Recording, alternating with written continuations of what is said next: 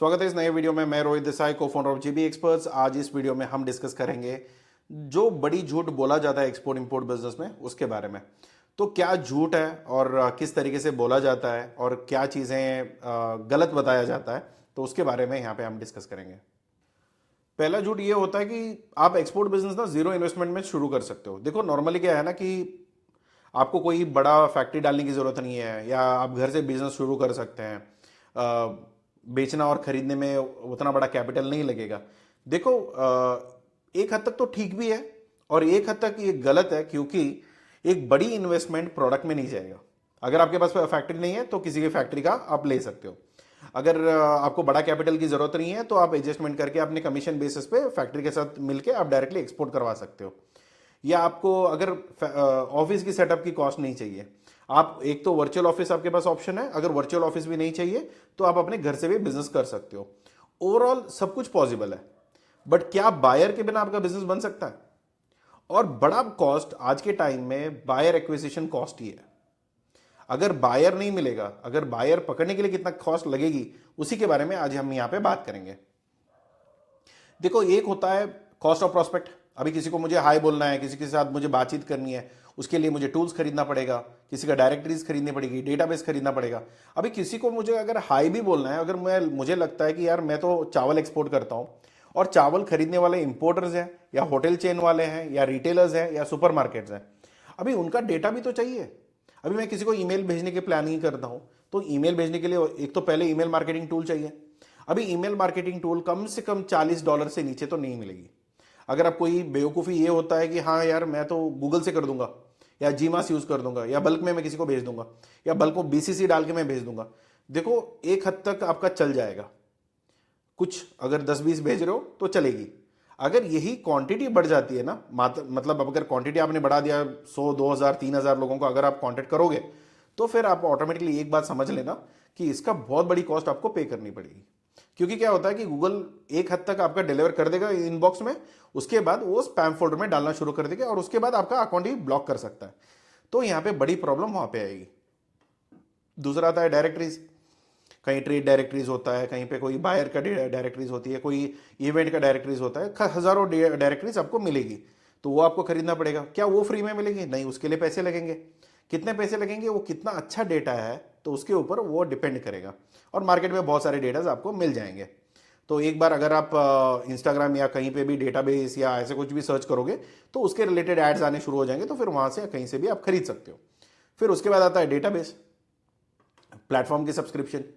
तो जो भी प्लेटफॉर्म आप यूज़ करोगे, व्हाट्सएप के लिए व्हाट्सएप का प्लेटफॉर्म रहेगा, फिर ईमेल के लिए ईमेल का रहेगा। अभी देखो जुगाड़ से कोई भी टूल, जो चीज़ उसके लिए बनी नहीं है, ऐसा कोई भी टूल यूज़ करके आप करवा सकते हो तो ठीक है।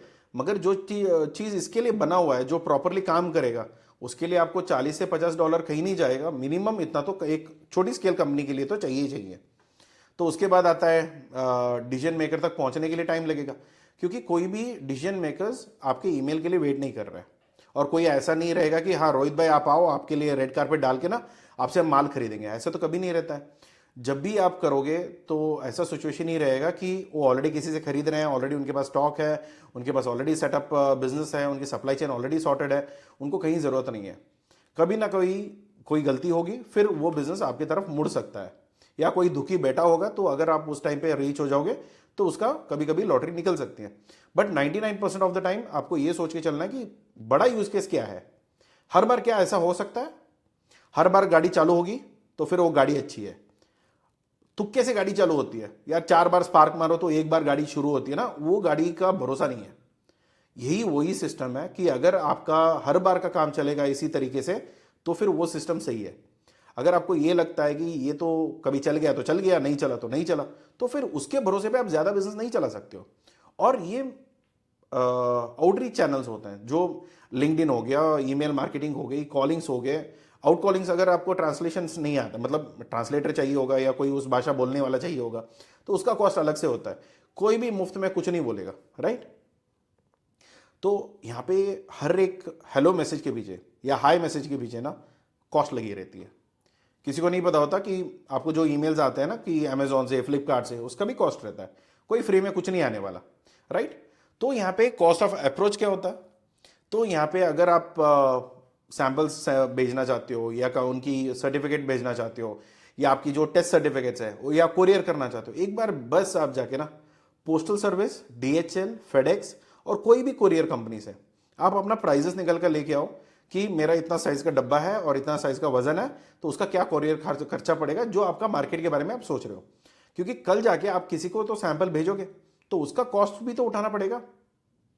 भले ही आप मुश्किल से भी मुश्किल ट्राई करके भी ना लॉजिस्टिक कॉस्ट तो आप क्लाइंट से आप ले सकते हो। अगर आपकी नेगोशिएशन अच्छी है तो कम से कम क्लाइंट के पास लॉजिस्टिक का खर्चा आ जाएगा, मगर सैंपल भी तो आपको देना पड़ेगा। अभी ऐसा नहीं कि एक सैंपल भेजोगे तो एक ऑर्डर मिलेगी, नहीं, कम से कम 100 सैंपल भेजोगे तो 2 ऑर्डर मिल सकता है, अगर वो भी प्रोडक्ट ऑन डिमांड है तो, राइट। तो यहाँ पे सेल्स प्रिपरेशन होती है, प्रिपरेशन का कॉस्ट है, मार्केटिंग का कॉस्ट है, आपका सोशल मीडिया हैंडल करना पड़ेगा, वेबसाइट बनानी पड़ेगी, सारे खर्चे होते हैं। तो काफ़ी लोगों का ये होता है ना कि मानना कि यार नहीं नहीं फ्री में कुछ भी हो जाएगा, फ्री में चलेगा, कोई दिक्कत नहीं है, आपको कुछ भी रखने की जरूरत नहीं है, आपको बड़ा कॉस्ट है ही नहीं एक्सपोर्ट में, आप आराम से आ जाओ। ये बड़ी झूठ माना जाता है एक्सपोर्ट इंपोर्ट बिजनेस में, क्योंकि बायर एक्विजिशन से कॉस्ट से बड़ा खर्चा कुछ और चीज़ें हैं ही नहीं। अगर आप मैन्युफैक्चर नहीं हो तो आपके इसके ऊपर तो बड़ा खर्चा कुछ हो ही नहीं सकता। और मैन्युफैक्चर का भी मैं बताता हूँ, काफ़ी लोग ना मैन्युफैक्चरिंग के चक्कर में ना पूरी पैसा मार्केटिंग, मशीन्स, इक्विपमेंट में डाल देते हैं और पूरा मैन्युफैक्चरिंग रेडी होते होते टाइम बीत जाता है। फिर आपका डिमांड अगर खत्म हो गया तो फिर वो मार्केट, आपका बिजनेस ठप पड़ सकता है। जैसा अभी काफ़ी लोगों का ना मार्केटिंग, स्पेशली जब कोविड का सिचुएशन था तब पीपी किट्स हो गए, ग्लव्स हो गया, मास्क हो गया, सब कुछ हो गया। आज के टाइम में उसका वैल्यू क्या है? आज उस फैक्ट्री से क्या करोगे आप? जिन लोगों ने उस टाइम पे ये सोच के डाला था कि ये लॉन्ग टर्म का बिजनेस है और ये अच्छा कमा के देगा, वो फैक्ट्री बनते बनते तो कोविड खत्म हो गया, कोविड के बाद मास्क खत्म हो गया और मास्क के साथ आपको खुद खत्म हो जाओगे। तो ऐसे भी इश्यूज आते हैं। कम से कम ये देखना पड़ेगा कि फैक्ट्री डालने में कितना टाइम लग सकता है, उसका बड़ा कॉस्ट क्या है। But end of the day आपका एक बार का फैक्ट्री, अगर जितना फैक्ट्री पे आपने पैसा लगाया उससे 4 गुना कमाना है तो कम से कम आपको मार्केटिंग तो करनी पड़ेगी। और ये कॉस्ट आपको हिडन नहीं है, ये तो मिनिमम आपको लगेगा। आपका सीआरएम सिस्टम हो गया, आपका ईमेलिंग टूल्स हो गया, मार्केटिंग का कंटेंट हो गया। और जो मार्केटिंग कंटेंट होती है ये तो फ्री में तो कुछ होगा नहीं, क्योंकि आपका सोशल मीडिया के लिए कंटेंट्स या ग्राफिक डिजाइनिंग का कॉस्ट होता है, फिर एआई टूल्स की कॉस्ट होती है, या जेन्युइनली आप किसी कंटेंट राइटर्स को रखते हो तो उनका कॉस्ट रहता है। फिर जो लीड्स आते हैं, कि ऐसा तो नहीं होगा कि जिससे मेरी एक बार बात हुई है, अगर किसी ने इंटरेस्ट दिखाया है तो इसका मतलब ये नहीं कि वो आज के आज ऑर्डर दे देगा, उसके पीछे पड़ना पड़ता है, हज़ारों फॉलोअप्स होती है, इंटरेस्ट कॉल्स करना पड़ता है। तो इसका ओवरऑल कॉस्ट नर्चरिंग का जो होता है ना, एक तो टाइम भी लेगा और दूसरा पैसा भी लेगा। मेजर प्रॉब्लम जो एक्सपोर्टर्स को आएगा ना तो यहीं पे आएगी, क्योंकि लीड नर्चरिंग, फॉलोअप्स कितना टाइम करना चाहिए, कितने हद तक करना चाहिए, यार ये तो रिस्पॉन्ड ही नहीं करे, इनको करके क्या फ़ायदा। तो ऐसी चीज़ों में ना पैसे आपके जाते हैं, क्योंकि एंड ऑफ द डे आपने सेल्स टीम रखा है या खुद भी आप कर रहे हो ना, तो टाइम तो वापस नहीं आएगा, पैसा फिर भी कमा लोगे वापस, बट टाइम जो जाएगा तो वो तो जाएगा। और वो हर क्लाइंट के पीछे आपको नहीं पता कि कौन सा क्लाइंट कल आने वाला है, इसलिए आपको सबको एक ही तरीके से देखना पड़ेगा और एक ही हिसाब से आपको सबके साथ काम करना पड़ेगा। तो ये बहुत बड़ा चैलेंज हो जाती है आपके लिए। फिर उसके बाद आता है सीडीओ, जो एक क्लाइंट आ गया तो उसके बाद क्या रहेगा, सर्टिफिकेट, लीगल डॉक्यूमेंटेशंस, क्योंकि एक अग्रीमेंट भी बनानी पड़ेगी।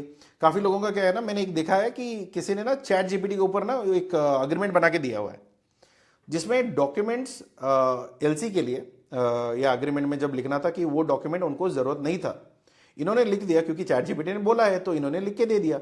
मगर वो सर्टिफिकेट इंडिया में बनता नहीं है। अगर वो बनाना चाहते हो तो आपको सैंपल बाहर भेज के वहाँ पे टेस्ट करा के देना पड़ेगा। तो अगर ऐसा कोई भी चीज़ चैट जीपीटी, देखो एंड ऑफ द डे मशीन ही है, आप चैट जीपीटी यूज़ करना गलत नहीं है, but end of the day उसके ऊपर पूरा भरोसा करके वो पूरा ड्राफ्ट जैसा देगा वैसा आपको चिपका दोगे ना, तो फिर आपको बहुत भुगतना पड़ेगा।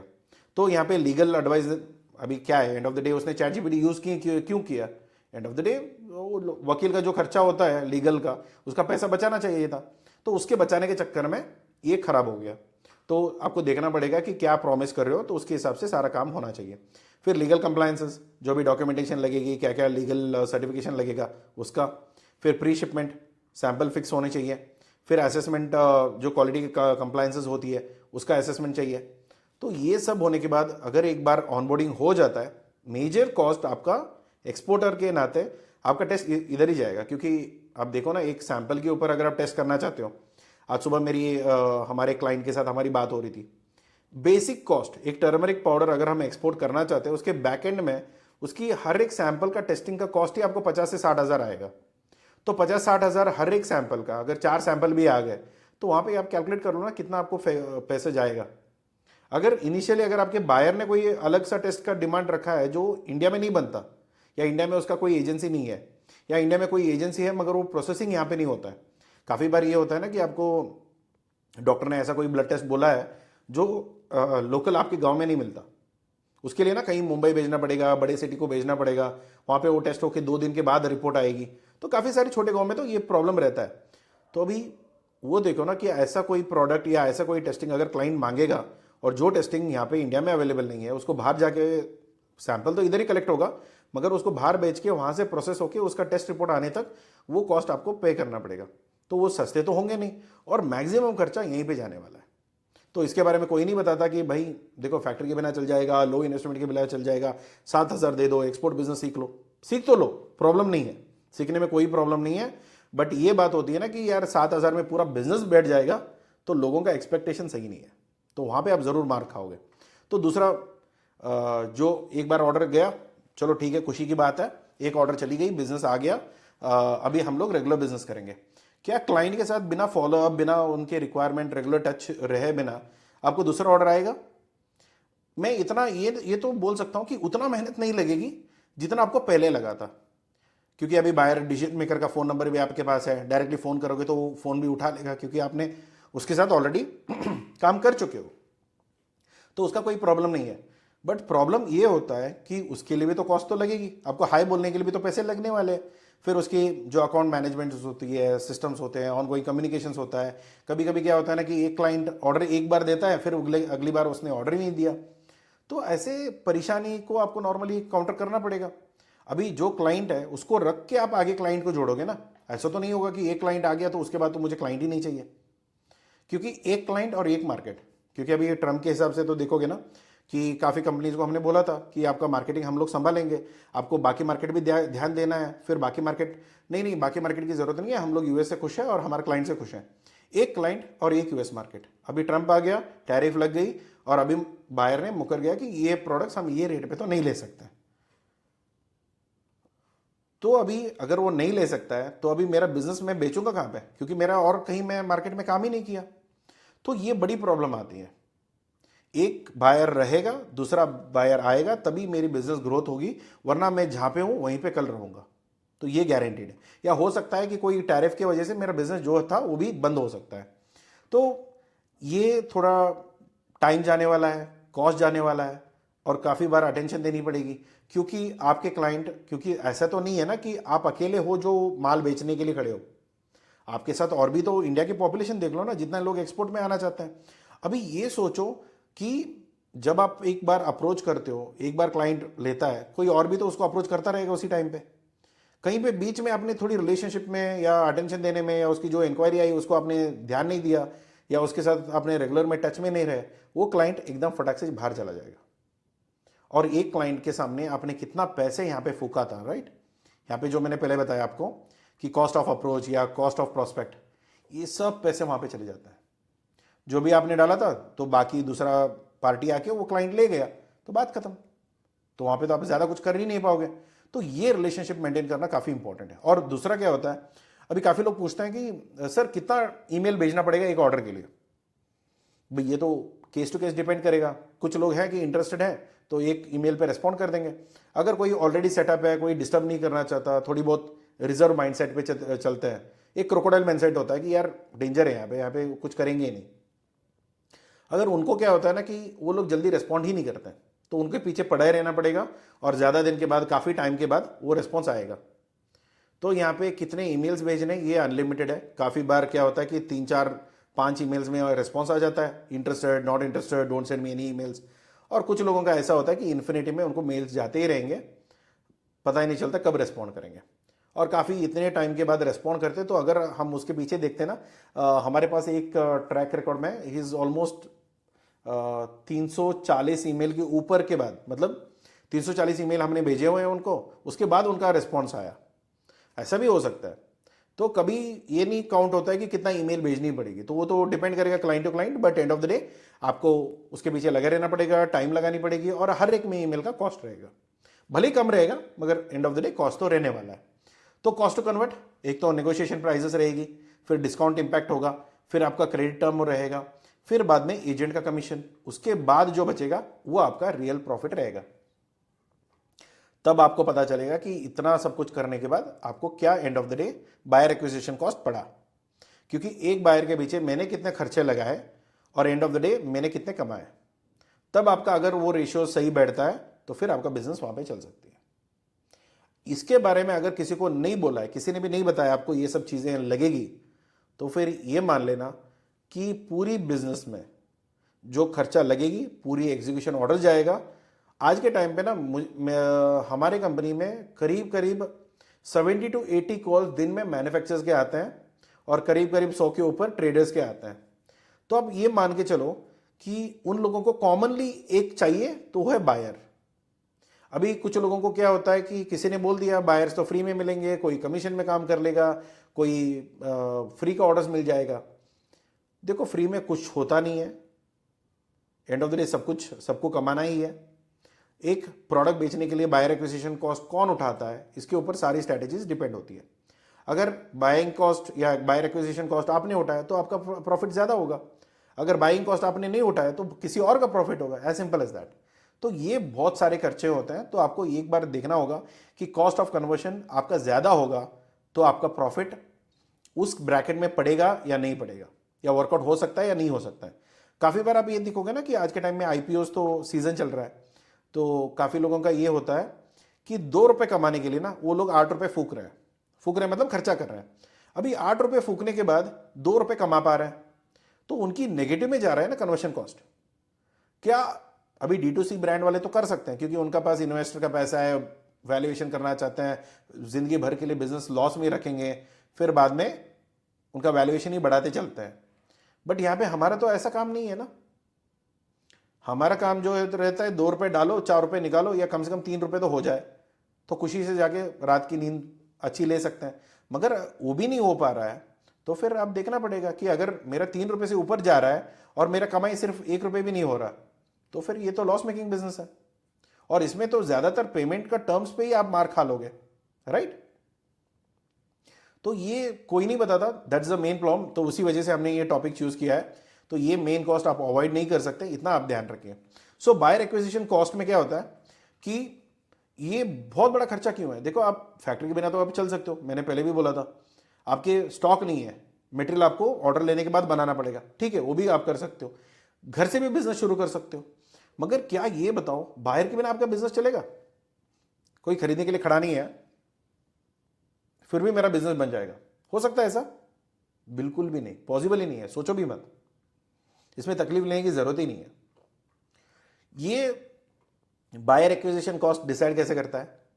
आपका प्राइस, आपका मार्जिन, आपका ब्रेक इवन पॉइंट, मतलब जहां पे आपका खर्चा तो मिल जाएगा, फिर आपका टीम का साइज, आपका मार्केटिंग का प्लान, आपका सस्टेनेबिलिटी, इतने के ऊपर आपको पता चलेगा कि बायर एक्विजिशन कॉस्ट कितना बैठ रहा है।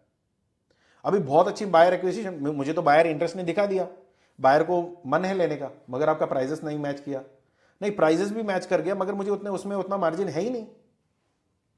उसके बाद कम से कम मैं ये मान के चलता हूँ यार, मेरा फैक्ट्री, मेरा बैंक का इंटरेस्ट, मेरा जो कर्जा लिया हुआ है, मेरा टीम का साइज, सब कुछ मिलाने के बाद ना मुझे कम से कम इतना तो कमाना पड़ेगा। उतना तो मिल ही नहीं रहा, तो वो भी नेगेटिव में जाएगा। तो ये बहुत सारे खर्चे हैं जो आपको पहले देखना पड़ेगा, क्योंकि आपके बिजनेस इसमें बनेगा या मरेगा, ये दोनों इधर ही डिसाइड होता है। Money spend today brings buyers for years. मगर एक चीज आपको ये भी ध्यान में रखना है कि अगर आप ये नहीं करोगे, अभी मैं आपसे बात कर रहा हूं, अभी आपने कोई सर्विस लिया या सर्विस नहीं लोगे, या सिर्फ आपने ये वीडियो देखा, बस कभी दिमाग में रहेगा कि हाँ रोहित की मैंने एक वीडियो देखी थी, या जेबी एक्सपर्ट्स को मैं जानता हूं, वगैरह वगैरह, राइट। मगर आज नहीं तो कल आपके पास कभी भी एक्सपोर्ट इंपोर्ट के रिगार्डिंग आप जब सोचोगे ना, तो ये आपको दिमाग में आएगा कि यार ऐसे वाली कंपनी है जो सर्विस देती है, कम से कम एक बार पूछ लूं। भले लेना है नहीं लेना है ये तो बात की बात है, मगर कम से कम ये तो रहेगा बैक ऑफ द माइंड। मगर क्या होता है, एक वीडियो बनाने से कंपनी के लिए, स्पेशली मेरे कंपनी के लिए, आप तो सालों के लिए क्लाइंट बन जाओगे ना। अभी कोई ऐसा तो नहीं होगा कि आज के लिए आपने वीडियो देखा और कल भूल गए और कभी आपको जरूरत ही नहीं पड़ी। ऐसा तो नहीं होगा कि अगर आपने बिजनेस में उतरोगे तो ठीक है। और मैं कई गलत एक्सपेक्टेशन पे मैं क्लाइंट लाना भी नहीं चाहता। अगर आपका एक्सपेक्टेशन ठीक है, आप समझते हो क्या बिजनेस है और कितना खर्चा हो सकता है, कितना मेहनत लगेगी, तो फिर जुड़िए। वरना फिर आप जो कर रहे हो तो बेहतर है। अगर कोई आपको गलत फैमिली में, या अभी काफ़ी लोग ये है कि कोई वेबसाइट का 35,000 में एक्सेस देते हैं, राइट। 35,000 में मैं आपको बायर लेके आके दूंगा। अभी सोचो 35,000 में ना मेरे प्यून काम नहीं करता मुझे 2 महीने तक। मेरा ऑफिस का जो प्यून है वो मेरा 35,000 में काम नहीं करेगा 2 महीने के अंदर। उसका महीने का सैलरी ज्यादा है। तो अभी सब सोचो, तो जो छपरासी का सैलरी है उसका 2 महीने का खर्चे के अंदर आपका इंटरनेशनल बिजनेस हो सकता है, और ये बात आप मान भी लोगे, तो फिर वो आपकी सोच की गड़बड़ी है और जो बेचना चाहते हैं उसकी समझदारी है, बस उतना ही है, राइट। तो अपना एक, अगर आप सेल्स का टीम भी रखोगे ना, एक क्वालिफाइड मल्टी लैंग्वेज आने वाला, एक ढंग से एक्सपीरियंस हो चुका है, उसको इंटरनेशनल बिजनेस के बारे में पता है, कल कोई क्लाइंट उससे बात करेगा तो कम से कम उनको समझा पाएगा क्या प्रपोजल को हाँ बोलना है, किस प्रपोजल को ना बोलना है, कम से कम इतना जानता है, उस आदमी का सैलरीज कितना हो सकता है, स्पेशली टायर 1 सिटीज या टायर 2 सिटीज में। अब देख लो, तो आपको ये हिसाब पता चल जाना चाहिए। अभी कहीं पे सर मैंने उस टूल वाले को मैंने इतना दे दिया, इस वेबसाइट वाले को इतना दे दिया, इन्होंने बोला था हमको इंटरनेशनल बायर्स ला के देंगे, और कोई बोलते हैं सर मैं इंटरनेशनल मीटिंग कंफर्म करवा के देता हूँ। अरे मीटिंग्स में जितने वेले यहाँ पे इंडिया में है इतने ही वेले बाहर के लोग भी हैं। बस चमड़ी देख के आपको लग जाता है कि यार ये लोग ना बाहर के हैं, इनसे बात हो जाएगी तो मेरी बिजनेस बनेगी। नहीं, वो फेक वाले ही हैं। उनको मीटिंग में बैठने के लिए पैसे मिलते हैं, और अगर उनका दिन का 30-40 मीटिंग हो जाता है ना तो उनका पैसा बन जाता है। तो उनके साथ एडजस्टमेंट ही ऐसा होता है। तो सिर्फ मीटिंग देखने से या कहीं पे कुछ जाके देखने से उससे कोई फर्क नहीं पड़ेगा। ऐसे फेक लीड्स आपको हर जगह मिलेगी, और ऐसे स्कैमर्स मार्केटिंग में तो बहुत लोग बैठे हैं। तो सोच के देख लो क्या कर सकते हो, क्या नहीं करना है। तो एक तो मार्केटिंग और सेल्स का डिफरेंस नहीं जानते हैं लोग। तो मार्केटिंग में क्या होता है ना कि एक होता है ब्रांड विजिबिलिटी। तो इनकी जिम्मेदारी क्या है, मार्केटिंग टीम करना क्या चाहता है? एक तो ब्रांड विजिबिलिटी, लोगों को पता होना चाहिए कि मेरी ब्रांड करता क्या है। वरना फिर क्या फायदा कि मेरे पास बहुत अच्छा प्रोडक्ट है मगर मेरे घर में है, मैं किसी को बता नहीं रहा उसके बारे में, तो फिर कोई मतलब नहीं ना कि वो प्रोडक्ट तो ठीक है घर में रखे बैठो। जनरेट अवेयरनेस, लोगों को पता होना चाहिए, उसमें इनकमिंग इंटरेस्ट होना चाहिए कि भाई लोग आए, खरीदे, पैसे बने। वरना फिर पैसे ही नहीं बन रहे तो फिर क्या ही फायदा। फिर डिजिटल इकोसिस्टम, आपका एक पूरा सिस्टम में अगर आपके बारे में कोई भी कहीं पे भी सर्च करेगा, आपका एक प्रॉपर्ली डिस्प्ले होना चाहिए कि आप क्या हो, आपकी कंपनी क्या करती है, क्या प्रोडक्ट है। एक वेबसाइट कुछ और बताएगा और दूसरा वेबसाइट कुछ और बताएगा, आपको खुद क्लियरिटी नहीं है आप क्या कर रहे हो, तो ये भी प्रॉब्लम आ सकता है। फिर एड्स होते हैं जहाँ पे ऐड चलानी होती है, क्योंकि आज के टाइम में ना बहुत नॉइज है, शोर बहुत है। अभी इतने शोर के बीच में अपनी अलग तरीके से कैसे प्रेजेंट करोगे? हर सभी को अलग करना है, तो अलग कर कैसे करें? तो उसके लिए खर्चा लगेगा, एसईओ करवानी पड़ेगी, कंटेंट करना पड़ेगा। आज के टाइम में सिर्फ एसईओ करने से नहीं, इंक्लूडिंग आपको जो जनरल चैट जीपीटी, जेमिनी, वहाँ पे भी आपके प्रोडक्ट्स दिखने चाहिए, आपके प्रोडक्ट्स की रिकमेंडेशन होनी चाहिए। क्योंकि लोगों के पास अभी क्या है ना, पहले क्या होता था, गूगल में जाके सर्च करो कि मुझे ऐसा कोई प्रोडक्ट का इंपोर्टर एक्सपोर्टर चाहिए या मैन्युफैक्चर चाहिए इंडिया से। अभी ये देखो कि पहले ना इतना 10-15 वेबसाइट होते थे, पेशेंटली जाके चेक करते थे। अभी वो सब नहीं है। जेमिनी में जाओ डालो कमेंट, सेम वही चीज़ कि मुझे मैन्युफैक्चरर्स और एक्सपोर्टर्स चाहिए इंडिया से और इस प्रोडक्ट का चाहिए, तो वो खुद ही लिस्ट दे देता है। अगर आपका नाम उस लिस्ट में नहीं आता है तो फिर सोच लो फिर आपका बिजनेस का क्या होगा। तो बाकी आपके वेबसाइट में ट्रैफिक आनी चाहिए, व्हाट्सएप का लैंडिंग पेज और वेबसाइट में ना ज़मीन आसमान का फ़र्क है। तो काफ़ी लोगों को वेबसाइट और लैंडिंग पेज का फ़र्क नहीं जानता है, तो वो भी आपको समझना पड़ेगा। ये सब चीज़ें ना मार्केटिंग डिपार्टमेंट देखती है। और बायर का जो रेजिस्टेंस होता है कि बायर का क्या होता है ना कि सर आपका कॉस्ट कितना होगा, ये मार्केटिंग डिपार्टमेंट का काम है कि पहले ही बताओ कि आपका कॉस्ट कितना पड़ सकता है, कि बाद में आके ये ना पूछे कि यार प्राइस कितना है, आप कितने टाइम से काम कर रहे हो। क्यों नहीं बता पाए आप पहले ही, आप कितने साल से काम कर रहे हो, सो दैट आपके सेल्स टीम को प्रेशर कम हो जाएगी। और आपकी कंपनी जो पोजीशन करोगे ये ग्लोबली पोजीशन होगा, मल्टी लैंग्वेज में होगा। क्योंकि अभी ऐसा तो नहीं है कि एक बार कर दिया तो फिर बात खत्म, या एक भाषा में कर दिया, अभी मैं हिंदी बोलता हूँ तो हिंदी में मेरी सारी ऐड चल रही है। नहीं, आपको इंडिया से चाहिए, हिंदी बोलने वाले लोग चाहिए या बाहर के लोग चाहिए, तो उस पर फर्क होगा। तो ये जो मार्केटिंग, जो लीड जनरेशन होती है ना, मार्केटिंग डिपार्टमेंट का इतना ही काम है लीड जनरेट करना।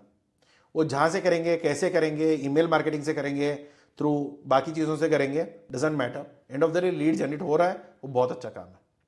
इतना अगर वो प्रॉपरली लीड जनरेट कर पाए, और फेक लीड्स या स्पैमी लीड्स, इन लोगों का थोड़ा अगर नंबर कम हो तो बहुत अच्छी बात है। सेल्स टीम का क्या जिम्मेदारी रहेगी? एक तो जो लीड्स आए हुए हैं, जिसकी नंबर मिल चुकी है, जिसने इंटरेस्ट शो किया है, उससे बात करो, उसको कन्विंस करो, उसकी इंक्वायरी जनरेट करो। एक बार इंक्वायरी जनरेट हो गई, फिर उसको सैंपल भेजो। जो सैंपल आ गई, उसको सैंपल अप्रूव हो गया, उसको सैंपल पसंद आ गया और उसका सारे सर्टिफिकेशन सब ठीक है, तो फिर उसका ऑर्डर कन्वर्ट करो। फिर जो भी उसको बीच में, क्योंकि अग्रीमेंट भी तो करनी है ना, अग्रीमेंट के बिना हाथ जोड़ के बोलता हूँ, प्लीज कोई भी डील मत करना, क्योंकि लोगों को क्लियरिटी होनी चाहिए जिम्मेदारी कहां तक का है।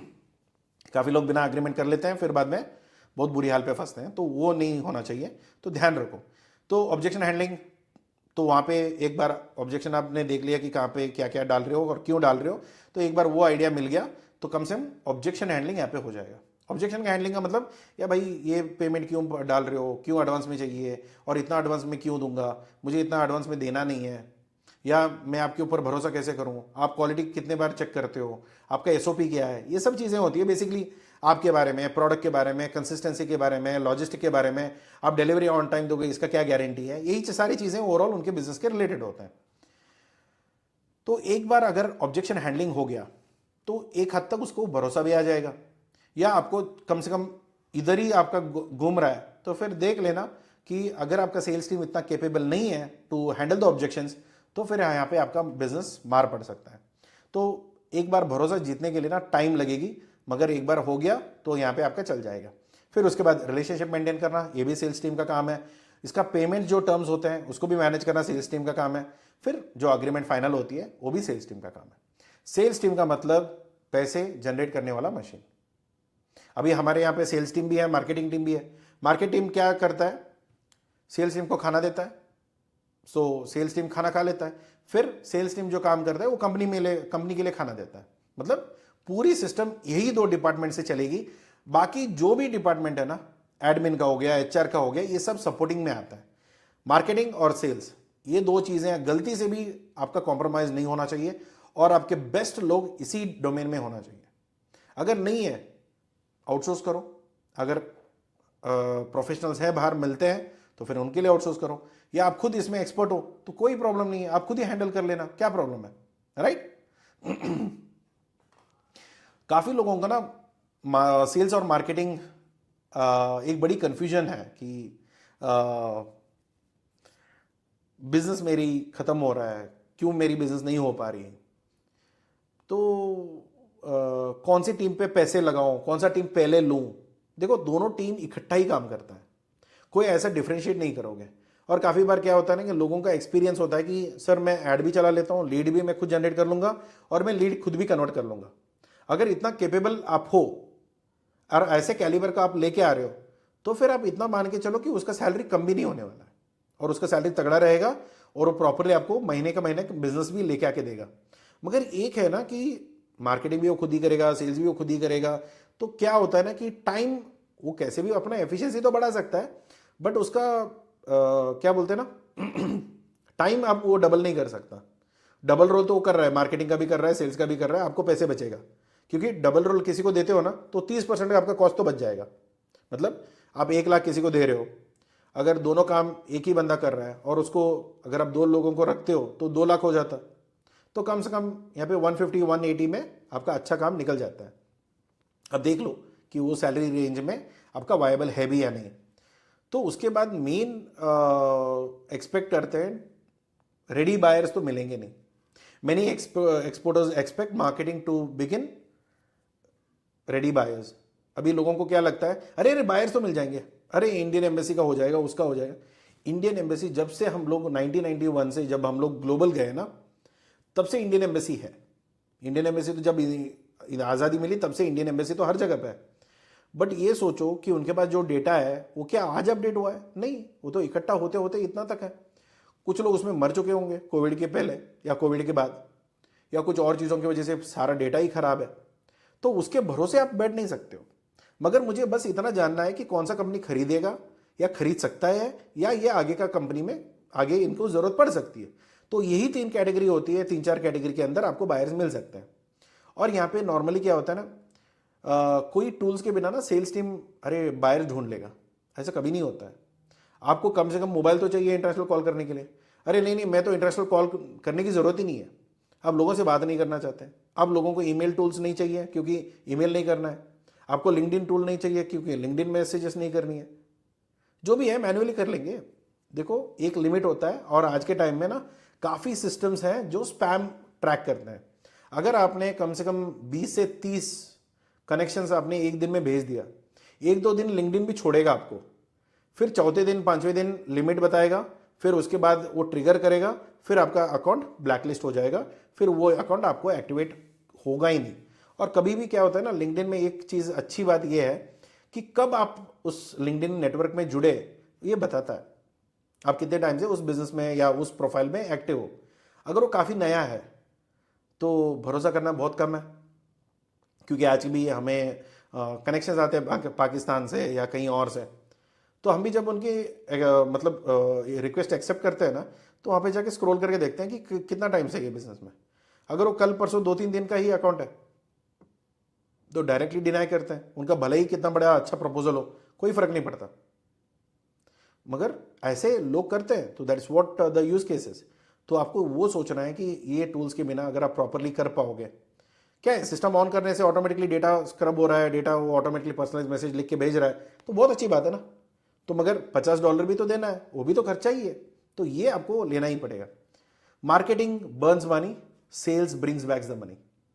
अगर मार्केटिंग टीम वाले पैसे फूकते हैं ना मार्केटिंग में, इसका मतलब ये है कि उससे जो भी बिजनेस आएगा सेल्स टीम उसको कन्वर्ट करके ना उससे डबल या ट्रिपल पैसा वापस लेके भी आएगा। और लोगों को लगता है कि यार मार्केटिंग में तो पैसे फूकने पड़ते हैं, यार ये इसका क्या जरूरत है, तो सेल्स की कहाँ मिलेगी, सेल्स भी तो नहीं होगी। तो जब मार्केटिंग में पैसे नहीं फूकेगा तो सेल्स में बिजनेस नहीं आएगी, जब सेल्स में बिजनेस नहीं आएगा तो बिजनेस बढ़ेगा नहीं, और आज नहीं तो कल आपका खर्चा तो कम होने वाला है नहीं, आपका बिजनेस बंद हो जाएगा। तो ये मेन टूल है। तो यहाँ पे ओवरऑल एक कंप्लीट कॉस्ट स्ट्रक्चर अगर आप देखोगे ना, तो एक मार्केटिंग का कॉस्ट में क्या क्या लगेगा। एक तो पहली वेबसाइट, भले ही आपके पास ऑफिस हो या ना हो फर्क नहीं पड़ेगा, वेबसाइट होना मैंडेटरी है। और वेबसाइट और लैंडिंग पेज में फर्क ये होता है, वेबसाइट क्या होता है ना, पूरी बिजनेस होती है, मतलब होम पेज है, अबाउट अस है, मेरे बारे में, मेरे कंपनी के बारे में, मेरे सर्विसेज के बारे में, और मेरी कॉन्टैक्ट डिटेल्स, या लोगों ने मेरे बारे में क्या कहा है और कौन से प्रोजेक्ट्स मैंने संभाले हुए हैं, तो इसके बारे में पूरी जो होती है ना, वो होता है वेबसाइट। लैंडिंग पेज क्या होता है, मैंने सिर्फ ये बोलना है कि भैया मेरा एक सर्विस है जो एक्सपोर्ट मैनेजमेंट सर्विसेज मैनेज करती हैं, और जहां पे पूरा सब कुछ हम देख लेंगे। सिर्फ ये चीज मुझे आपको बताना है, ना उसमें कोई और पेजेस होगा ना कुछ और डिटेल्स, वहां पे सब कुछ उसी चीज को ही बेचने के लिए होता है। देखो मैं क्या होता है ना, वेबसाइट में बेसिकली जनरल एग्जांपल अगर मैं बोलूं, तो वेबसाइट में ना मैं 1000 चीजें बेचता हूं। टर्मरिक भी है, हल्दी है, पुदीना है, सब्जियां हैं, जो भी है सब मैंने डाल रखी है वेबसाइट में। मगर जब मुझे मार्केटिंग करना होता है ना, तो मैं एक एक चीज, अभी जो सब्जी खरीदेगा क्या मेरा हल्दी भी वही खरीदेगा या मसाला भी वही खरीदेगा? नहीं, मसाले खरीदने वाले लोग अलग है, सब्जी खरीदने वाले अलग है। मसाले खरीदने के लिए आप सब्जी मंडी तो नहीं जाओगे ना, सब्जी मंडी का मतलब सब्जी के लिए, सब्जी में जाके सब्जी लेके आओगे, मसाले के लिए मसाले की दुकान में जाओगे। तो यहाँ पे क्या होगा, लैंडिंग पेज में अगर मुझे मसाला बेचना है तो मैं लैंडिंग पेज में ना सिर्फ मसाले के बारे में बताऊंगा कि मेरा मसाला क्या अलग है, क्यों आप मेरे से खरीदना है, क्यों आपको ये फ़ायदा मिलेगा, इसमें क्या क्या चीज़ें हैं और क्या क्या प्राइजेस पे मिलेगी, क्या टेस्ट रिपोर्ट्स है, क्या सर्टिफिकेट्स है, और मेरी कितनी अच्छी प्रोडक्ट है और कितना बड़ा मेरा सेटअप है। ये मैं सिर्फ उस मसाले के बारे में बात करूंगा जिसको मुझे बेचना है उस मार्केट में। अभी एक मार्केट इतनी अच्छी है हल्दी के लिए, मगर उस मार्केट में ना सारे स्पाइसेस में नहीं डाल सकता, उसका कोई मतलब नहीं है। तो मैं ये चाहता हूं उस मार्केट में सिर्फ लोग मेरे से हल्दी खरीदें, क्योंकि लोगों का डिमांड है और मुझे मेरी प्रोडक्ट वहां पे सूटेबल भी है और बहुत अच्छे रेट में मैं निकाल भी सकता हूं। तो तब उसी हल्दी के इर्द गिर्द ये लैंडिंग पेज घूमेगा। इसमें आपके कुंडली के बारे में, आपके बारे में कुछ भी नहीं रहेगा, सब कुछ उसी प्रोडक्ट के इर्द गिर्द ही रहने वाली है। तो ये समझना पड़ेगा। फिर दूसरा आता है एड कैंपेन्स। ऐड चलानी पड़ेगी, मार्केट टू मार्केट डिफर होगा, फिर लीड जनरेट होगी, फिर सेल्स टीम बात करेगा, फिर उसका लीड कन्वर्शन होगा, फिर कंटेंट प्रमोशंस या कंटेंट प्रोडक्शंस होगी। अभी मुझे सोशल मीडिया में हर जगह बताना पड़ेगा, क्योंकि एक पे भरोसे पे तो नहीं बैठ सकते ना कि भाई हाँ मेरा कंटेंट मैंने मेरे लिंक्डइन पे डाल दिया तो बात खत्म। अगर वो क्लाइंट का प्रोफाइल लिंक्डइन में है ही नहीं, वो लिंक्डइन विजिट ही नहीं करेगा, तो आपका कंटेंट कैसे दिखेगा? बाकी इंस्टाग्राम में भी होने की ज़रूरत है, फेसबुक में होने की ज़रूरत है, ईमेल कैंपेन्स भेजने की ज़रूरत है। तो ये सब चीज़ों के लिए आपको एंडोर्स करना पड़ेगा। इसके लिए graphic designing, CRM tools, email marketing tools, platforms के लिए सब्सक्रिप्शन, ये सब चाहिए, चीज़ें चाहिए होगी। और दूसरा सेल्स कॉस्ट में एक तो ट्रेनिंग चाहिए, क्योंकि अगर उनको यही नहीं पता कि एक्सपोर्ट इंपोर्ट बिजनेस में करते क्या है, तो फिर वो तो आप भूल जाओ, वो क्लाइंट को हैंडल ही नहीं कर पाएगा। उसका बेसिक टर्मिनोलॉजी सीआईएफ और एफओबी में फर्क क्या है यही नहीं पता, तो फिर क्या ही प्राइस नेगोशिएट कर लेगा। अगर क्लाइंट ने बोला एफओबी, हाँ मान गया, अगर सीआईएफ बोला तो मान गया।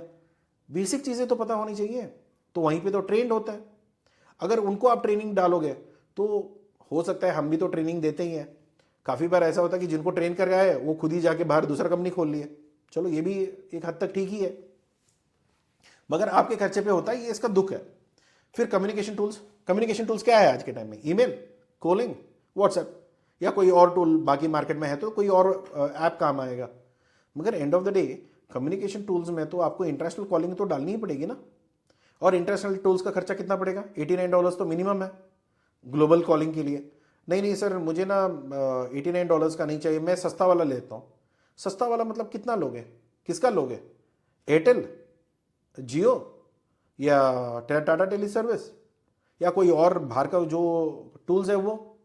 इसके अलावा एंड ऑफ द डे आपको कोई ना कोई तो खरीदोगे ना, वरना एयरटेल का बिल आएगा आपको ₹13 पर मिनट, और 4 मिनट तो कंपनीज होल्ड पे डालते हैं आपको ना। मैं टीम को जब हम कॉल करते हैं तो एक होता है कि I want to speak to, मतलब सेल्स टीम या परचेसिंग टीम से हमें बात करनी है और प्लीज़ मुझे कनेक्ट करिए।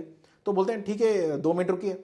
2 मिनट में आपका कम से कम 25-30 रुपये तो गया, मिनिमम है ना। कि इतना खर्चा हो गया तो यार बाद में कॉल डिस्कनेक्ट होगी तो दोबारा कॉल करो, फिर दोबारा कनेक्ट करो, फिर टेबल पे नहीं है, कोई जॉब नहीं देगा, फिर कॉल कट होगी। तो ऐसे 4-5 बार करोगे ना तो 200-300 रुपये तो आपको एक एक कॉल में भाग जाएगा।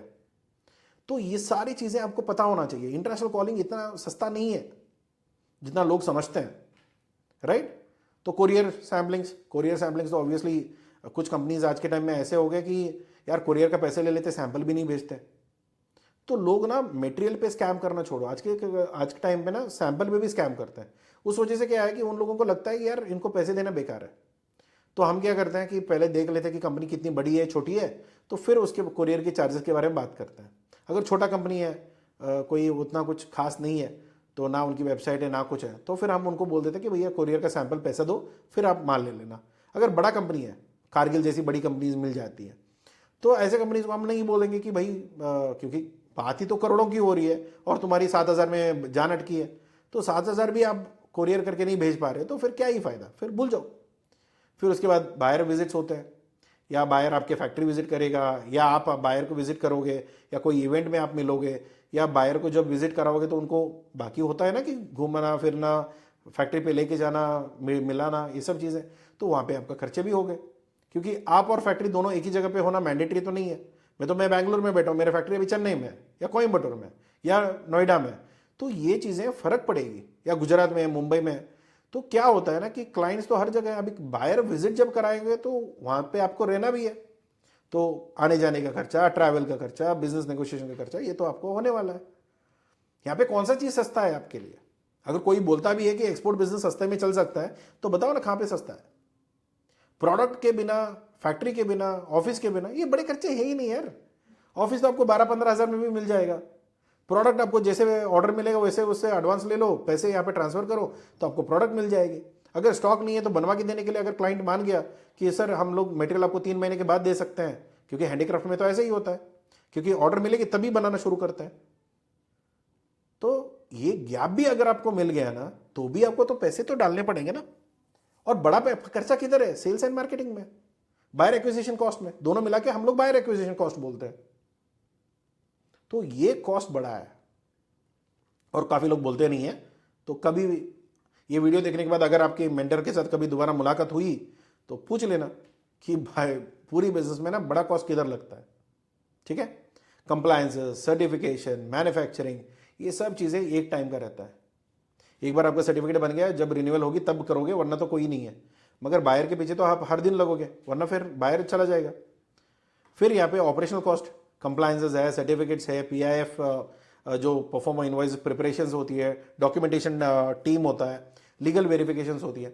अभी बायर को मैं क्रेडिट दे रहा हूँ या उसको फुकट में मुझे माल बेचनी है, उसका हैसियत भी तो होनी चाहिए, वो भी तो आप चेक करोगे। तो अगर उसकी कैपेसिटी नहीं है, वो पैसा लेके भाग गया, तो ये सब चीज़ें आपको देखना पड़ेगा। यहाँ पे ट्रस्ट बिल्डिंग कॉस्ट होती है, फैक्ट्री विजिट्स होते हैं, ऑडिट्स होते हैं, टेस्टिंग्स होती है, फिर यहाँ पे थर्ड पार्टी इंस्पेक्शंस होता है, सर्टिफिकेशन रिन्यूअल्स होती है। इनडायरेक्टली ये सब खर्चे बायर को ही लगाओगे, बट पहले आप खुद भी तो डालोगे। काफ़ी लोगों को ये मानना होता है सर टेस्ट सर्टिफिकेट हमें क्यों बनाना है। देखो भाई, जब बायर अभी तक आपके पास आया नहीं है, मगर आप ये तो बोलोगे ना कि बायर को कि क्या मटेरियल है अपने पास और क्या क्वालिटी का है। नहीं सर हमारे पास ना हल्दी है, क्या क्वालिटी का हल्दी है वो तो बता ही नहीं पा रहे। तो क्वालिटी नहीं पता तो फिर वो टेस्ट रिपोर्ट तो मांगेगा, नहीं टेस्ट रिपोर्ट भी नहीं है, हल्दी ले लो फिर बाद में आप खुद ही टेस्ट करो। इतना वेला कस्टमर नहीं बैठा है, उसके पास लोग हैं जो ऑलरेडी सप्लाई कर रहे हैं, वो उससे खुश है, तू रहने दे भाई। तो इसी बात की वजह से आपके पास कभी लीड कन्वर्ट ही नहीं होता है। कोई इंक्वायरी क्यों नहीं आता, क्योंकि आप ढंग से नहीं कर पा रहे हो। तो ये देख लो। फिर ट्रांजैक्शन कॉस्ट है, क्योंकि बैंक तो हमारी स्लीपिंग पार्टनर है। जैसा अभी गवर्नमेंट हमारा खून चूसता है एक्सपोर्ट इंपोर्ट बिजनेस में, बैंक वाले भी हमारे खून चूसते हैं। एक तो इनको कन्वर्शन कॉस्ट भी दो, ट्रांजैक्शन बेनिफिट भी दो, सारा पैसे इनके बैंक अकाउंट में भी लेके आओ, फिर बाद में जब हमारी काम होती है तब हाथ खड़ा करता है। और इनको रेस्पॉन्स करने में आज के टाइम पे तो मैं ये बोलता हूँ कि कुछ बैंक्स ऐसे हैं जो आपके बैंक खाता खोलना एक बात आती है ना कि आपको इतना फॉलोअप पड़ रहा है कि यार सर हम आपके साथ काम करना चाहते हैं, आपका एक्सपोर्ट का बिजनेस दो, सब कुछ दो। मगर जब अकाउंट खोलते भी है ना तो मुंह पे नहीं बोलते सर आपका अकाउंट खुल गया है, कोई इशू आ चुका होगा इसलिए अकाउंट नहीं बना। तो अकाउंट का प्रॉब्लम जब सॉल्व होता है वो बोलते भी नहीं है कि आपका अकाउंट खुला हुआ है। इतनी गंदी आज के टाइम प्राइवेट की बोल रहा हूँ, गवर्नमेंट तो छोड़ ही दो, गवर्नमेंट तो फिर नेक्स्ट लेवल के है। फॉरेक्स कन्वर्शन, उसमें भी मारा पीछी, हर बार आपको नेगोशिएट करना पड़ेगा। और कुछ लोग बोलते हैं नहीं सर आपको 1 साल के लिए हम लोग फिक्स देंगे, उसमें भी कहीं ना कहीं चूना लगा देता है। तो ये भी आपको नेगोशिएट करके रखना पड़ता है। हर चीज़ में, हर स्टेप में आपको रिस्क है। मगर आप प्रॉपर्ली मैनेज कर लोगे तो बहुत बड़ा गेम है, बहुत अच्छी कर सकते हो। मगर नहीं आता है तो फिर यहाँ पे फंस जाओगे। पेमेंट गेटवे का फीस है। आज सुबह ही मेरी कंपनी से बात हो रही थी, तो जितने भी हमारे क्लाइंट्स हैं उनको क्या बोलते हैं ना, पेमेंट गेटवे का जो चार्जेस होते हैं वो तो डालते ही हैं। और दूसरा क्या है, कोई रिस्ट्रिक्शन आया या कोई नोटिफिकेशन आया उसकी वजह से हमारी पेमेंट रोक दिया, जो 3 दिन में सेटल होना चाहिए था वो सेटल ही नहीं हो रहा है। क्यों? सॉफ्टवेयर एरर, वो डॉक्यूमेंट चाहिए, ये डॉक्यूमेंट चाहिए, 1000 चीज़ों का नाटक। जब आपका सर्विस नहीं ले रहे थे तभी भी परेशानी, लेने के बाद भी परेशानी है। बस एंड ऑफ द डे क्या होता है ना कि कस्टमर का ये होता है कि हम लोग एज अ उनके लिए तो हम कस्टमर ही है ना, हम तो भुगतते ही हैं, तो बड़ा प्रॉब्लम है। फिर यहाँ पे एलसी डॉक्यूमेंटेशन, ये तो आपका बैंक जान खा लेगा, बट एक अच्छा सर्विस अगर किसी को समझ में आता है। एक बैंक हमें मिला, किसी क्लाइंट का था, तो मैं उनसे बात कर रहा था, तो बोलते हैं सर एडी कोड होता क्या है। तो अभी जिस बैंक को मुझे एडी कोड क्या होता है ये समझाना पड़े और उनके पास वो लेटर ले, फिर उनके साथ मुझे एलसी का काम करना पड़े, तो सोचो मेरी कितनी दिक्कत आ सकती है, राइट। तो शब्द तो आप कुछ भी बदल सकते हो, बट इतना ही है कि आपको लग जाएगी पूरी। Why buyer acquisition cost is the only real cost, क्योंकि देखो बाकी मैन्युफैक्चरिंग यूनिट हो गया आउटसोर्स कर सकते हो, लॉजिस्टिक है आउटसोर्स कर दो, पैकेजिंग जो है आउटसोर्स कर दो। मगर क्या आप बायर का ट्रस्ट को छोड़ सकते हो, आउटसोर्स कर सकते हो क्या? भरोसा जीतना या बायर से बात करना या बायर के साथ मीटिंग्स जो करना होता है वो आउटसोर्स नहीं कर सकते हो नॉर्मली, अगर आपका टीम नहीं है तो ऑब्वियसली। तो बायर रिलेशनशिप हो गया या नेगोशिएशंस हो गया, नहीं हो पाएगी ना।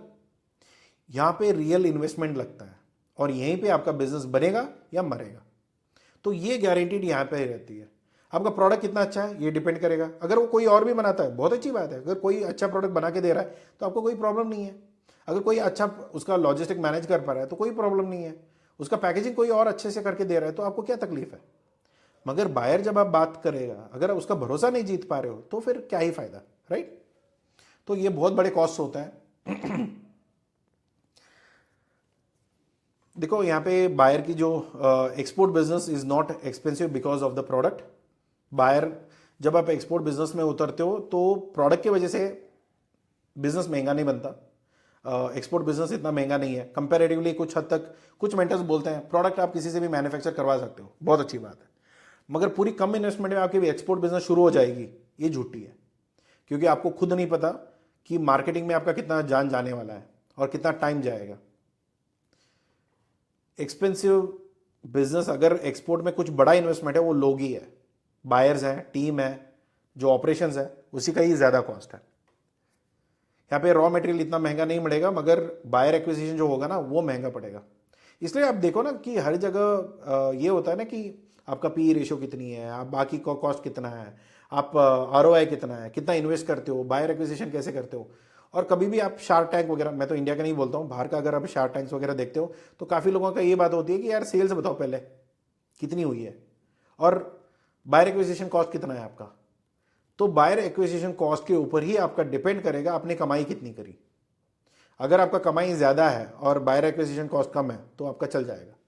अगर बायर एक्विजिशन कॉस्ट इतना ज़्यादा है कि जो सेल्स हुई है या जो प्रॉफिट हुआ है उसका कोई डेसिमल्स में दिख रहा है तो फिर उसका कोई मतलब ही नहीं है।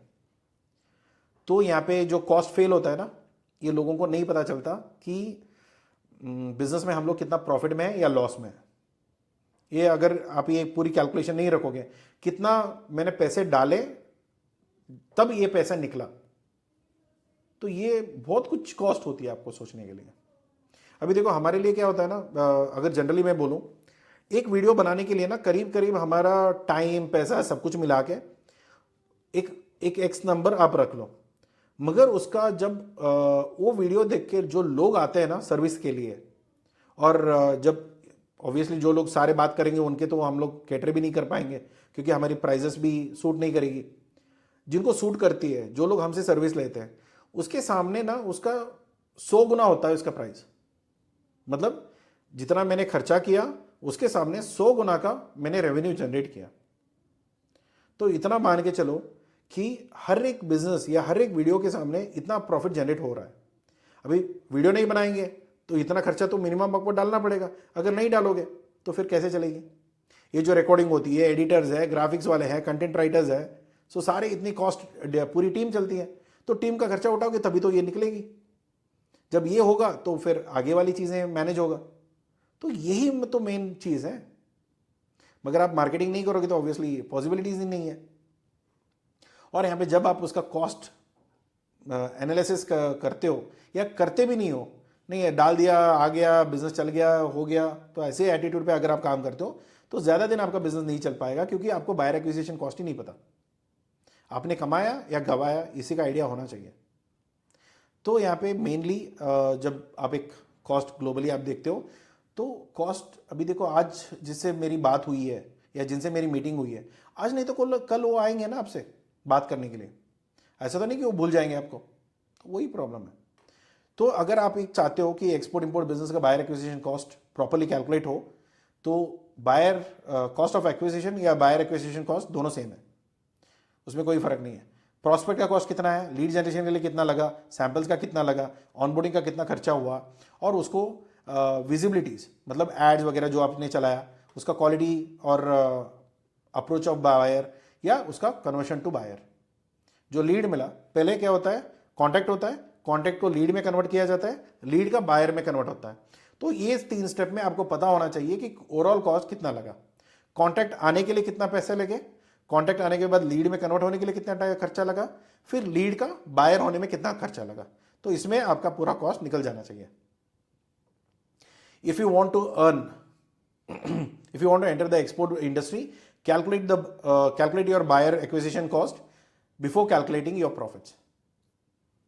क्योंकि क्या होता है कि मेरा रॉ मटेरियल है, मेरा लॉजिस्टिक इतना है, मेरा एफओबी इतनी है, मेरा ये है, मेरा वो है, सब तो हिसाब लगा दिया, मगर मार्केटिंग कॉस्ट, सेल्स का टीम का कॉस्ट ये तो आपने जोड़ा नहीं। जब जोड़ोगे नहीं तो ये प्रॉफिट में कटेगी। अगर प्रॉफिट इतनी है ही नहीं जितना मेरा मार्केटिंग कॉस्ट मैच हो जाए तो फिर आपका बिजनेस लॉस में। तो यही बड़ी कॉस्ट होती है। अगर इसका हैवी लिफ्टिंग आप करते हो तो बहुत अच्छी बात है, अगर नहीं होता है तो फिर आपका बिजनेस डूबने वाला है। मेनली ये चीज़ मुझे आज डिस्क्लोज करना था, तो काफ़ी टाइम से ये वीडियो पेंडिंग थी, तो काफ़ी लोगों को ये एक नया चीज़ होगा सीखने के लिए, वरना फिर आपको पता है तो फिर आपका जस्ट वेस्ट ऑफ टाइम है। ठीक है, तो आज के टाइम पे अगर आप YouTube से ज़्यादा कुछ सीखना चाहते हो, हमसे डायरेक्टली आप जुड़ना चाहते हो, एक आपके पास अर्ली एक्सेस वीडियोज़ है, तो मेंबरशिप ऑलरेडी लॉन्च्ड है, तो YouTube में जाके जहाँ पे आप ये वीडियो देख रहे हो तो वहीं पे जाके आप मेंबरशिप भी खरीद सकते हो, जहाँ पे एक स्टार्टर एक्सेस है जहाँ पे अर्ली एक्सेस आपको वीडियो का मिल जाएगा, दूसरा नेविगेटर है जहाँ पे सिर्फ मेंबर्स ओनली, मतलब क्या टूल लेना है, किस टूल के बारे में काम होगा, कैसे काम होगा, तो ये सब चीज़ें आपको मिलेगी। दूसरा, अगर आपको वीकली लाइव स्ट्रीमिंग जो हम करते हैं उसमें आपको जुड़ना है, डायरेक्टली मुझे मेरे से बातचीत करनी है, क्योंकि बाकी आपको क्या कॉस्ट होगा तो आगे मैं सर्विसेज का कॉस्ट भी मैं बता देता हूँ, बट ओवरऑल ये कॉस्ट आपको लाइवली महीने का है, बट आपको ये सारे वीकली हम लोग 2 बार लाइव स्ट्रीमिंग करते हैं, तो तब आपको जो भी सवाल रहेगा, प्राइवेट रूम रहेगी, व्हाट्सएप का एक्सेस रहेगा, ओपन ग्रुप रहेगी, तो वहाँ पे आप डायरेक्टली चैट कर सकते हैं। सिर्फ यूट्यूब पे ही नहीं, आपको डायरेक्टली व्हाट्सएप का एक्सेस भी आपको मिल जाएगा। आपको जो ठीक लगता है, आपको जो पॉकेट फ्रेंडली है वो लेवल पे आप ले लीजिए, तो फिर आप जुड़े रहिए, जो बेनिफिट हो सकता है वो हम आपको प्रोवाइड करेंगे। अभी दूसरी मेन चीज़ ये है कि अगर आपको एक्सपोर्ट बिजनेस में एंटर करना है, सीरियसली करनी है, और आपको पूरा सर्विस का सपोर्ट चाहिए, तो एक आप कंसल्टेशन ले सकते हैं, जो बेस प्राइस है अराउंड 6,500 प्लस जीएसटी, और सारे हमारे सर्विसेज प्लस जीएसटी आएगा।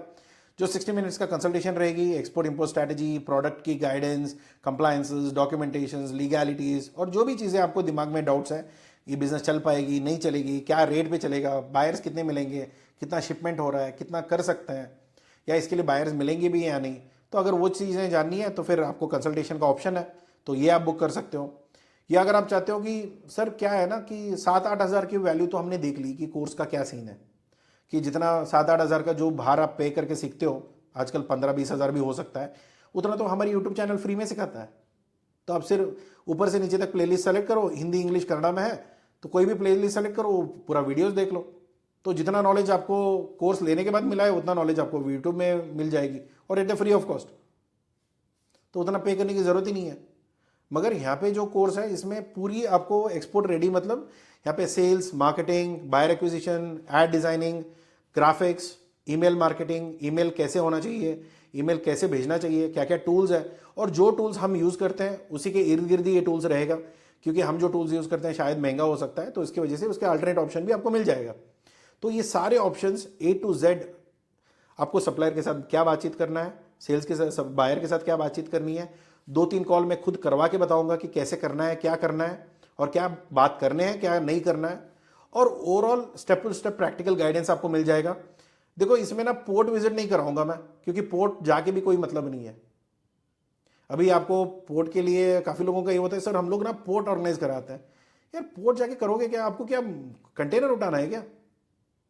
आप ये भी तो सोचो ना यार, माल बेचनी है, कंटेनर जाके वो थैली उठा के कैसे डाल रहे हैं, लॉक कहाँ पे लगेगी, क्या लगे, देखो भाई मुझे लॉक का खर्चा देना है, बात खत्म है। वो सारे से उसके लिए फ्राइट फॉरवर्डर है, उसको मुझे पैसे देके उसको रखा हुआ है उस काम के लिए। अभी मैं जाके उसको बोरी थोड़ी ना उठाने वाला हूँ वहाँ पे, तो आपको क्या सर पीटने होता है। तो वो सब चीज़ें यहाँ पे नहीं है, फालतू की चीज़ें कुछ भी नहीं है। जो भी है and of the day mainly आपका बिजनेस डेवलपमेंट, आपका सेल्स मार्केटिंग, आपका प्रोडक्ट का डिमांड, आपका मार्केट का स्ट्रैटेजी, फिर उसके ऊपर बायर कैसे मिलेगा, बायर कैसे कन्विंस करोगे, अगर आपको सप्लायर भी नहीं है तो सप्लायर कैसे करोगे, आप मैन्युफैक्चर नहीं हो तो आपको अभी तक प्रोडक्ट फाइनलाइज नहीं हुआ, प्रोडक्ट फाइनलाइजेशन, फिर सप्लायर के साथ अग्रीमेंट, फिर उसको ऑनबोर्ड करना, फिर बाद में पूरी आपका सप्लाई चेन बैकएंड में रेडी हो जाएगा, फिर बाद में मार्केटिंग का लीड कन्वर्शन, फिर सेल्स, फिर एग्जीक्यूशन। इसके बाद बीच में जो भी बैंक आता है, फ्राइट फॉरवर्डर आता है, CHA आता है, ये सब हम लोग अलाइन करके आपको दे देंगे। पूरी A to Z शिपमेंट का एक पहली फर्स्ट जो शिपमेंट होती है वहाँ पे पूरी आपको सपोर्ट मिलेगी, वहाँ पे कोई परेशानी नहीं रहेगा। अगर सर ये क्या है ना कि एक ही शिपमेंट का सपोर्ट नहीं चाहिए, और दूसरा क्या है ना हम अपने टीम बनाना चाहते हैं, तो हमारी टीम का पूरा ट्रेनिंग जो भी डिपार्टमेंट है, सिर्फ एक नहीं, एडमिन का हो गया, सेल्स का हो गया, मार्केटिंग का हो गया, कंप्लीट 1 साल के लिए पूरा हैंड होल्डिंग सपोर्ट चाहिए। और जब भी हमें कोई तकलीफ आए तो आप साथ में रहो, और अगर कहीं पे इंटरनेशनल इंक्लूड चाहिए तो वो भी आप सपोर्ट करो। तो ये सब चीज़ें इस प्लान में इंक्लूडेड है जो 6.5 लाख है, और ये कोर्स का जो 30 डेज का है वो 3.5 लाख है। ये इसमें ऑलमोस्ट आपको 60 क्लासेस मिलेगा, तो विच इज़ ऑफ 2 आवर्स, तो उस हिसाब से आप देख ले सकते हो। तो दिन में 2 बार हम लोग मिलेंगे, वो सीख जाओगे। तो ये 12 महीने का यहाँ पे कैलेंडर लिंक मिलेगा। जब भी आपको टाइम है आप स्लॉट रहेगा, स्लॉट में बुक कर लो, और आपका जो भी सवाल है उस टाइम का सॉल्व होते जाएगा, भले वो आपका टीम का हो, आपका हो, या जो भी चीज़ है, जो भी मैंने पहले यहाँ पे डिस्कस किया वो सारी चीज़ें यहाँ पे कवर्ड है, इंक्लूडिंग आपके पार्टनर्स, आपका टीम, आपका यूजर्स, जो भी है वो सब चीज़ें इंक्लूडेड रहता है। और ये पूरा 1 साल का पूरा सपोर्ट रहेगा इंक्लूडिंग जीएसटी। अगर आप ये चाहते हो सर मुझे ना सिखाने की ज़रूरत नहीं है, मुझे सीखने की ज़रूरत नहीं है, क्योंकि मैं अकेला ही हूँ, और अगर मैं टीम ट्रेन भी करूँगा तो टीम छोड़ के चला जाएगा, और मेरे पास इतना फालतू का टाइम नहीं है जहाँ पे मैं हर एक चीज़ में सिखा के उनको मॉनिटर करके उनके पीछे सर फोड़ूँ। तो इससे अच्छा है कि आप एक पहले दिन से मेरा काम शुरू करो, और जो भी आपका एक्सपर्ट टीम है वो चाहिए, तो आपको 25 लाख रुपीज़ फॉर 2 ईयर्स, 2 साल का इंश्योरेंस रहेगा। मिनिमम 10x का हम लोग कमिटमेंट देते हैं। पूरी sales, marketing, admin, logistics, compliances, documentations, payment का एश्योरेंस, बायर का वेरिफिकेशन, सब कुछ हम करेंगे। आपका अकाउंट में पैसा आएगा, आपके अकाउंट से पैसे मतलब मटेरियल जाएगा, आपके अकाउंट से पूरी सब कुछ मैनेज होगी, और आप ही का ब्रांड रहेगा। जो भी हम डिजिटल प्रेजेंस, पहली चीज़ जो मार्केटिंग में है वो सारी चीज़, वेबसाइट डिजाइनिंग से लेके सारा सब कुछ हम ही संभालेंगे, उसमें कोई तकलीफ आपको रहेगी नहीं। इंक्लूडिंग आपका सोशल मीडिया में हर दिन पोस्ट जाना, हर दिन मतलब जब भी वो स्ट्रैटेजी बनती है उसके अकॉर्डिंगली जो भी पोस्ट जाएगा, या जो भी करवाना है, या जो कंटेंट लिखनी है, जो एड्स एसईओ के लिए करना है, चैट जीपीटी के लिए करनी है, एआई मॉडल्स के लिए करना है, वो सारा सब कुछ हम करेंगे। तो उसमें कहीं पे भी आपको सरदर्दी नहीं है, और उसके ऊपर हम लोग मिनिमम इतना 10x मिनिमम टर्नओवर तो कर ही देंगे, उतने में आपको दिक्कत नहीं रहेगा। दूसरा है कि सर मुझे ना ये है कि एक्सपोर्ट इंपोर्ट तो मुझे मुश्किल होगा, ना मेरा लाइसेंस चाहिए, ना मुझे बायर चाहिए, ना मुझे कुछ और चाहिए, बस आप बताओ कि आपको क्या चाहिए, मैं माल सप्लाई कर दूंगा, और मुझे इंडियन रुपीज़ में आप पैसे दे दो, बाकी सरदर्दी मुझे नहीं चाहिए। तो फिर आप एक्सवर्क्स प्राइसिंग दे दो, जो भी इंक्वायरीज रहती है वो यूट्यूब पे डल जाएगा, पोस्ट सेक्शन में जाओगे तो आपको मिल जाएगा। फिर वहाँ पे जो भी प्राइजेस है वो एक्सवर्क्स प्राइसिंग रहेगी, तो आप अपने जो जगह की है मतलब फैक्ट्री का जो रेट है वो दे दो, बाकी कुछ आपको लॉजिस्टिक का हेडेक लेने की जरूरत नहीं है, बायर का पेमेंट क्या आएगा, डॉलर कन्वर्शन वो है, कुछ भी सरदर्दी नहीं है, सारा सब कुछ हम देख लेंगे। आप सिर्फ एक्सवर्क्स का प्राइजेस दे दो, अच्छी रेट दे दो, क्योंकि आपके जैसे और 1000 लोग कोटेशन भेजेंगे, तो अगर उसमें आपका प्राइजेस मैच नहीं करेगा तो फिर आपको ऑर्डर नहीं मिलेगी। पूरी एक्सपोर्ट डिपार्टमेंट हम संभालेंगे, तो कंपनी आपका खुद का कोई लाइसेंस नहीं रहेगा, सर्टिफिकेट नहीं रहेगी, उसके लिए कोई ज़रूरत नहीं है। अगर कहीं पे ज़रूरत होगी तो हम बता देंगे कि आपके पास मिनिमम इतना तो होना चाहिए, क्योंकि आपका वो मैंडेटरी रूल्स है। तो प्रोडक्ट से लेके एक्सपोर्ट सब कुछ हमारे नाम से बिकेगा, तो आपको कोई उसका सरदर्दी नहीं है। आपका पेमेंट गारंटीड 10 दिन के अंदर मिल जाएगा। अगर आपको चाहिए होगा तो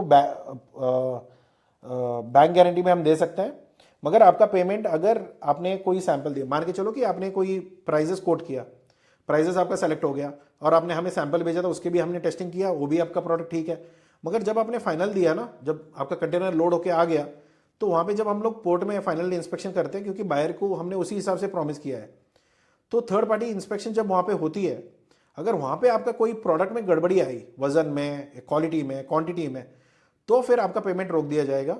ये जिम्मेदारी आपकी रहेगी। जो क्वालिटी आपने पहले अग्री किया था ऑन अग्रीमेंट, तो वही क्वालिटी आपको प्रोवाइड करना पड़ेगा। अगर आप हमारे साथ धोखाधड़ी करने का इरादा रखते हो तो फिर हम दुनिया देख चुके हैं, तो आपका पैसे फंस जाएंगे और वो मटेरियल भी वापस नहीं होगा जब तक आप हमारे डैमेज चार्जेस नहीं दोगे। तो अगर फेल होती है तो ही आपको तकलीफ होगा। अगर आपने जो बोला था वही क्वालिटी वही क्वांटिटी आपने दिया, सर्टिफिकेट भी वही प्रूव कर रहा है, तो कोई 1 रुपये का भी आपको दिक्कत नहीं रहेगा। हमारी कंपनी आपको पेमेंट करेगी और आपको वो टेंशन लेने की नहीं है कि बायर का पेमेंट आएगा नहीं आएगा, उससे कोई चिंता नहीं है। हमारी पेमेंट आपको चेक ऑलरेडी रहेगा आपके पास, उसको डिपॉजिट कर दो, आपका पेमेंट क्लियर हो जाएगा। तो जो आपको ठीक लगता है, जो प्लान आपको ठीक लगती है वो प्लान चूज करो, आप काम करना शुरू करो। तो आपके पास सारे ऑप्शन है, बिना पैसे का भी है, पूरा सब कुछ हमारी जिम्मेदारी है। आप सिर्फ क्वालिटी क्वांटिटी पैकेजिंग देख लो, इतना भी है। नहीं सर मुझे मेरी पूरी टीम खड़ा करना है तो आप मुझे ट्रेन करो, तो आपका अपने टीम का सारा ट्रेनिंग हो जाएगा। नहीं सर मैं शुरुआत कर रहा हूं मगर पूरा हैंड होल्डिंग चाहिए, वो भी अवेलेबल है। मुझे ज़्यादा टाइम देना नहीं है, 30 दिन में मुझे पूरा एक्सपोर्ट शुरू करना है, तो आप कर सकते हो। नहीं सर मुझे ना सिर्फ थोड़ी बहुत तकलीफ है, मुझे 1 घंटा टाइम दे दो, बस उतना काफ़ी है। ये भी ऑप्शन आपके लिए अवेलेबल है। जो ठीक लगता है वो ले लो। अगर ये सब महंगा लग रहा है तो यूट्यूब मेंबरशिप है, वो ले लो। अगर कुछ भी नहीं चाहिए तो यूट्यूब वीडियो देखते रहो और जो भी सवाल है कमेंट में डालो, वो फ्री में रिप्लाई मिल जाएगा। ठीक है, तो मिलते हैं अगली वीडियो में। सब्सक्राइब कर लेना, लाइक कर लेना, और अगर कोई सवाल है तो कमेंट बॉक्स यूज़ कर लेना। ठीक है, thank you so much, take care, bye bye.